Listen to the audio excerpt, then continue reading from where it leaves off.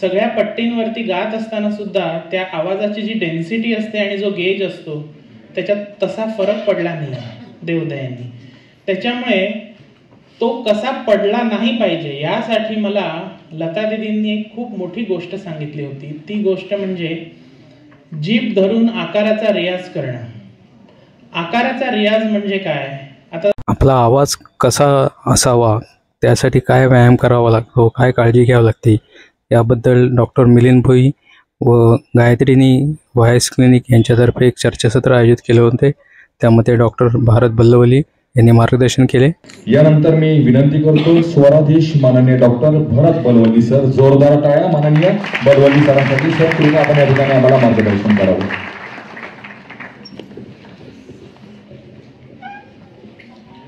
नमस्कार.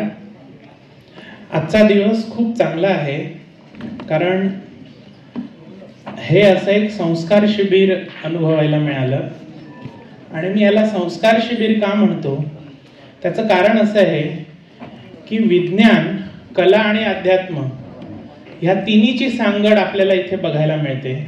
आणि त्याचं कारण असं आहे की विज्ञान हे आम्ही शोध लावल्यानंतर माणूस जिथे पोचला नाही, त्याला तर्क मिळाला नाही की तो म्हणतो की हे अस्तित्वात नाही, मान्य करत नाही अस्तित्व.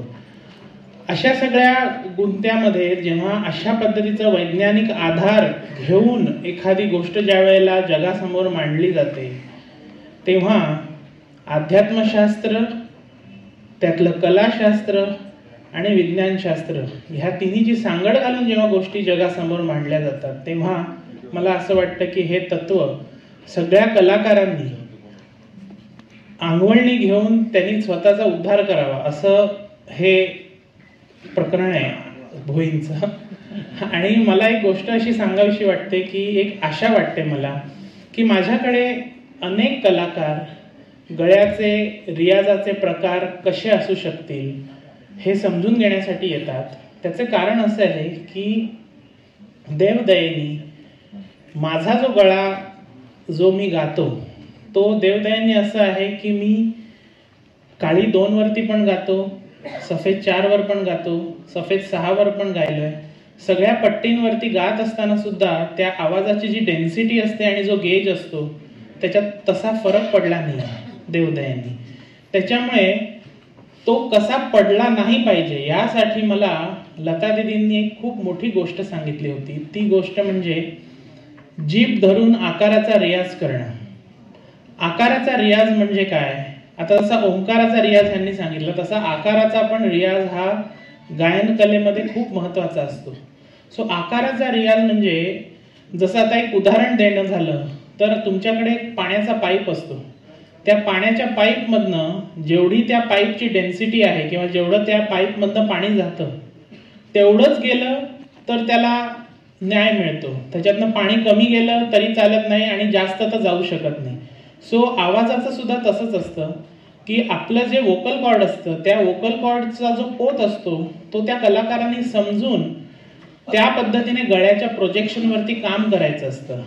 आणि हे काम करत असताना जेव्हा कधी कधी थोडे कलाकार चुकीचा रियाज करतात आणि दुसऱ्या कलाकारांना बघून अनुकरण करण्याचा प्रयत्न करतात त्यावेळेला ही गल्लत होते की आपण आपला आवाज जरा गमावून बसतो.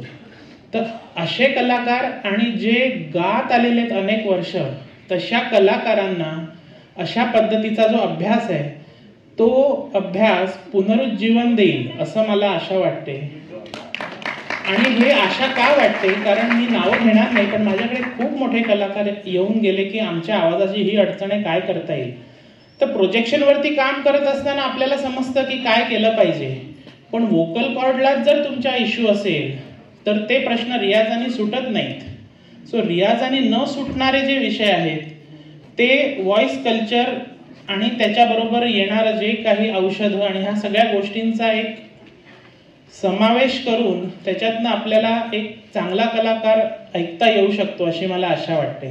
आणि दुसरं मला एक तुम्हाला सांगायचं आहे की आपण जितके पण डॉक्टर्स ENT कडे जातो त्यांच्याकडे एकच उत्तर असतं की म्हणजे कॉर्टिसॉल्स आणि स्टेरॉइड्स घ्या आणि गोष्टी करा.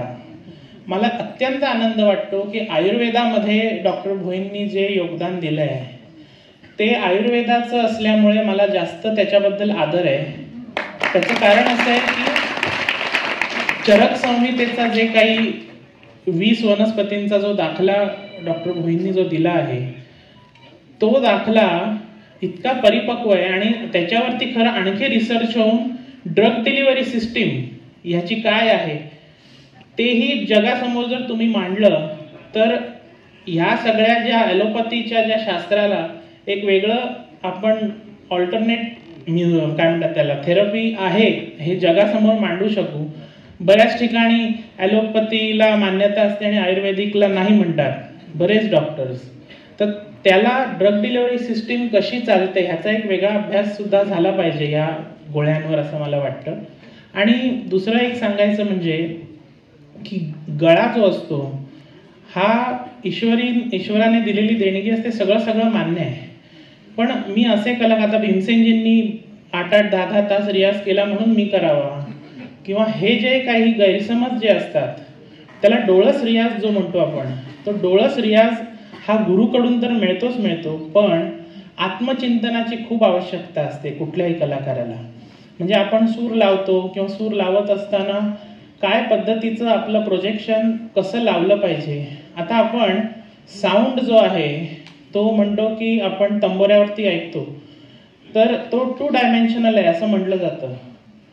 पण मी एक अनुभवलेली गोष्ट तुम्हाला सांगतो की स्वरांच्या श्रुतींच्या ॲक्युरसी आणि फ्रिक्वेन्सीज बद्दल जी आख्यायिका आत्तापर्यंत मांडली गेली आहे तर त्या श्रुती सिद्धांताप्रमाणे राग संवादशास्त्राप्रमाणे जेव्हा आपण गातो त्यावेळेला गात असताना सुरांच्या फ्रिक्वेन्सी आणि ॲक्युरसी बरोबर प्रोजेक्शन नीट केल्याने सुराची डेन्सिटी पण एस्टॅब्लिश होते आणि ती सुराची डेन्सिटी एस्टॅब्लिश झाल्यामुळे मानवी गळ्यातनं 3 डायमेन्शनल सूर निघू शकतो.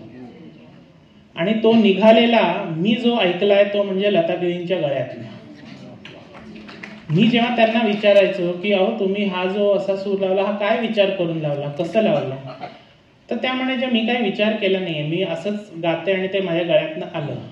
पण जेव्हा त्याचा अभ्यास केला जातो किंवा एकदा आमचा एक असाच एक अनुभव होता की आम्ही घरात बसले होतो आणि वजेबुवांची एक बंदिश मला तेव्हा खूप मागे सांगत होत्या आणि ते सांगत असताना तिलक कामोदचा षड्ज त्या लावत होत्या आणि त्यावेळेस सुद्धा त्या सफेद एकवर गायच्या म्हणजे त्यांच्या वय झाल्यानंतर पण. तर त्यावेळेला थोडा वेळ त्यांना गाताना जरा वयामुळे जरा त्रास झाला. ते मला नाही थांब तंबोरा मोठा कर रे जरा असं करून त्यांनी 1-1.5 मिनिटं तंबोरा ऐकला आणि जो सा लावला तो असा दैदिप्यमान सा, त्याच्या पुढे काही कोणी ऐकू नये गाणं असं मला वाटलं. तर ते कसं शक्य होतं त्याच्या मागे विज्ञान तर आहेच पण मला एक अत्यंत आनंद ह्याही गोष्टीचा होतो की ह्या प्रेझेंटेशनमध्ये ज्ञानेश्वरीचे दाखले दिले गेले आणि ज्ञानेश्वरीचे दाखले हे देणं हे का आवश्यक आहे त्याचं तुम्हाला एक कारण सांगतो जे मी अनुभवलेलं आहे की एक हा विषय फार मोठा आहे, याच्यावर बोलायला गेलं तर 4 तास पण कमी पडतील ज्ञानेश्वरी आणि सगळं. पण मला एक गोष्ट तुम्हाला आज शेअर करायची. इथे सायन्स जाणणारे अनेक लोक असतील, डॉक्टर भोई पण आहेत. मी त्यांच्या घरी परवा गेलो होतो तेव्हा सुद्धा हा विषय मी त्यांना सांगितला की श्रुत्यांतर जी आहेत स्वरांची श्रुत्यांतर, एक सूर सा त्याच्यापासून पुढचा रे असे 22 श्रुती आपण मानतो. तर 22 श्रुतींची जी श्रुत्यांतर आहेत ती जर octave of science of octave याच्या आधारावरती जर 9 ऑक्टेव्स मध्ये जर आपण त्याची विभागणी केली तर प्रत्येक 118 एलिमेंट्स जे आहेत पिरियॉडिक टेबलचे त्याचे अंतर ज्या पद्धतीने आपण मापतो त्याचं श्रुत्यांतर आणि पिरियॉडिक टेबलमध्ये असलेलं म्हणजे आता हायड्रोजन हा पहिला एलिमेंट असेल तर 2H हा दुसरा आहे, त्याच्यानंतर हेलियम येतो. तर हायड्रोजन टू हेलियम मधलं जे अंतर आहे त्याचा मापदंड शोधण्यासाठी साऊंडच्या फ्रिक्वेन्सीज हा मापदंड ठरू शकतो. याचे सगळे डिटेल्स आणि याची सगळी आकडेवारी आणि ते किती परिपक्व आहे याचं सगळं संशोधन मी परवा घरी गेलेलो असताना डॉक्टर भोईंना दाखवलं. एक 100 पानांचं ते मी लिहून आणलं होतं, त्यांना दाखवलं. आणि पुढच्या जे काही काय म्हणतात त्याला 118च्या पलीकडे जे एलिमेंट्स येतील त्याचे अंदाजे ॲटॉमिक मासेस काय असू शकतील याचाही त्यांना मी दाखवलं. आणि हे दाखवत असताना त्याचा जो मापदंड होता तो म्हणजे 22 श्रुतींचा होता. आता 22 श्रुतींचा जो मापदंड होता तो करत असताना ऑक्टेव्ह ऑफ सायन्स ऑफ ऑक्टेव्हच्या हिशोबाने 1 ते 4 हे माणसासाठी नाही आहेत. 5व्या ऑक्टेव्हवरती ऑक्सिजन येतो. सो माणसाचं 5 आणि 6, 7 अशा 3 ऑक्टेव्हमध्येच जे एलिमेंट्स पडतात त्याचे ऑक्सिजन टू आयोडीन असा तो जर्नी आहे. हे सगळं जे मी तुम्हाला सांगतोय ना हे अशाच पद्धतीचं वेगळं प्रेझेंटेशन द्यावं लागेल. पण ह्याचा हेतू काय सांगायचा की ज्ञानेश्वरांनी जे आता ह्याच्यात सांगितलं की मगाशी दिदींचा ओम नमोजी आद्या म्हटलं, तर ज्ञानेश्वरी जी आहे त्याच्यातला अर्थ कसा निघतो म्हणजे एका शब्दाच्या मागे 12 अर्थ निघतात. तर ते 12 अर्थ जे निघतात त्याच्यातनं एक अर्थ मला असा जाणवला तो म्हणजे ओम नमोजी आद्या जे होतं ना, जय जया स्वसंवेद्या आहे. ते जय जय नाही आहे, ते जय जया स्वसंवेद्या. आणि जया जो आहे शब्द ते ब्रह्माचं दुसरं नाव आहे, हे विष्णू पुराणात लिहिलेलं आहे. सो अशा पद्धतीचं जे ज्ञानेश्वरांनी म्हटलंय की जय जया स्वसंवेद्या, त्याचा अर्थ मला जो उकलला तो असा होता की त्यांना ब्रह्म बघायचं आहे. आणि ब्रह्म बघत असताना ज्ञानेश्वर म्हणतात की माझ्या उघड डोळ्यांनी बघू शकत नसल्यामुळे मला माझ्या स्वतःमध्ये जाऊन आतमध्ये ब्रह्माचं दर्शन घ्यायचंय. सो हे करत असताना मी काय करावं, तर नंतर मग ते पुढे आकार उदर विशाल वगैरे जे सगळं त्यांनी दिलंय तर त्यांना त्यांचा एक फॉर्म बनवावा लागतो स्वतःमध्ये बघण्यासाठी. सो असे सगळे जे दाखले आहेत ह्याच्यातनं एकच सिद्ध होतं की एलिमेंट्समधनं सगळं बनलेलं आहे जग. आपण सुद्धा तुम्ही सुद्धा सगळे ह्या एलिमेंट्समध्येच आहोत. 118 एलिमेंट्स जे दिलेले आहेत. सो त्या एलिमेंट्सवरती परिणाम होतो तो कुठल्या गोष्टीचा, तर साऊंडचा. तर साऊंडचा जर परिणाम एवढा घनिष्ठ एलिमेंट्सवर होतो तर आपल्या सेल्युलर आणि सेल स्ट्रक्चरवरती पण त्याचा परिणाम होतो. म्हणून आधीच्या काळामध्ये जे मंत्र असायचे आणि त्या मंत्रांमधनं जी श्रुतींचा जो काय म्हणतात त्याला प्रभाव त्या सगळ्या गोष्टींचा पडायचा शरीरावरती, मनावरती, चित्तावरती, सगळ्या एकूण गोष्टींवरती, वातावरणावरती. तर ह्या सगळ्या गोष्टीची जी सिद्धता आहे ती माणसानी स्वतःच्या गळ्यातनं काढण्याची क्षमता देवाने दिलेली आहे त्याला.